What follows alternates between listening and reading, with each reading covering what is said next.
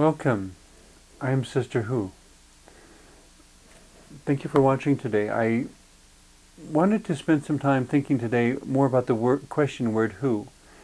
It's my name, but it's also one of the questions in the introduction to this show, which is a show that deals with questions pertaining to life and spirituality. Who? My full name is Sister Who Does She Think She Is? Which is both audacity and a serious question. Because who we think we are has so much to do with how we present ourselves to the world. And what we believe ourselves to be capable. And of course throughout life it continues to change and evolve also. Who I think I am today is not who I thought I was 30 years ago. And it's ongoing, but there's always something new and wonderful to discover, or hopefully wonderful. I guess the qualities in and of themselves are neither good nor bad. It's up to us to make them good or bad, to make them wonderful, to utilize everything that is who and what I am in the most positive way possible. Which is where I wind up creating Sister Who, because it's an integration of my theatrical background, my spirituality, and my lifelong fascination, I suppose, for asking, yes, but what does it mean? And depending on what it means, how should I live? Which is really the fundamental question of all philosophy and religion. How should we then live? That's what it comes down to. In answering the question who, though, the first knee-jerk response in a lot of situations is simply to offer our name, what my legal name is. But if I change my legal name, does that mean I am a different person? Well, of course not, because that's part of the process of doing a legal change of name, is to verify that you are the same person. You are simply taking a different public designation. But the essence of who you are remains. And names often don't tell a lot about who the person is. There's a lot of people, I'm sure it's well known, who are named John Smith. That's a very common name in America.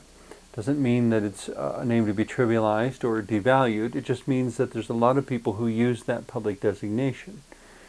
So if we want to communicate to someone else if John Smith wanted to communicate to someone else who that particular John Smith really is, he would have to go beyond the name and begin to talk about what it was that measured him as a person, what it was that made him unique and distinct from other John Smiths. Another way that this question of who is answered, however, is also the association with persons that frequently comes in society. That if you're a member of such and such club, or a member of a race, or a member of a church, and if you're, for example, you go to a church convention, and someone comes up to you and says, "Who are you?" And you say, "I'm the secretary of such and such church." Well, does that really tell them who you are, or what you do, or what your administrative position is? So that the measure for who, in that point, in that instance, becomes your association with the church and being employed by the church. Another way of answering this question of who is how the association can be assigned to you by others.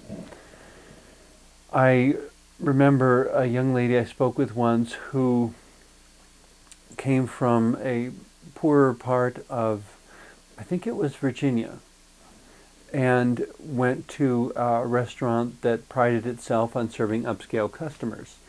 And they refused to serve her because they considered her a hillbilly. It's an association with a lifestyle, an economic class, a region that was assigned to her by the managers of a particular restaurant. It didn't really have anything to do with who she really was. It had to do with how they categorized her. It was an imposed external sense of who. That, of course, I would object to rather strongly, because it's not about who she was, and I don't believe anyone's really better or worse than anyone else. Hillbilly or millionaire, a person is a person is a person. In terms of, going back to our earlier example of being the secretary of a church, if one was not the secretary but was a member of a church, if you went to a church convention and somebody said, I'm a member of a Baptist church, I'm a member of a Catholic church, I'm a member of a Lutheran church, I'm a member of an independent gospel church. These are societal societal categorizations that supposedly tell the speaker something about what to expect from you. Only to the extent, however, that that person's perception of that category is accurate. There are a lot of people I've met who are not Catholics who think they know what Catholics are like. And there are a lot of people I've met who are not Baptists but think they know what Baptists are like. Maybe they do and maybe they don't. The thing I've found with all the different people I've met from all the different churches and religions is that there is no group in which there is not some degree of disagreement.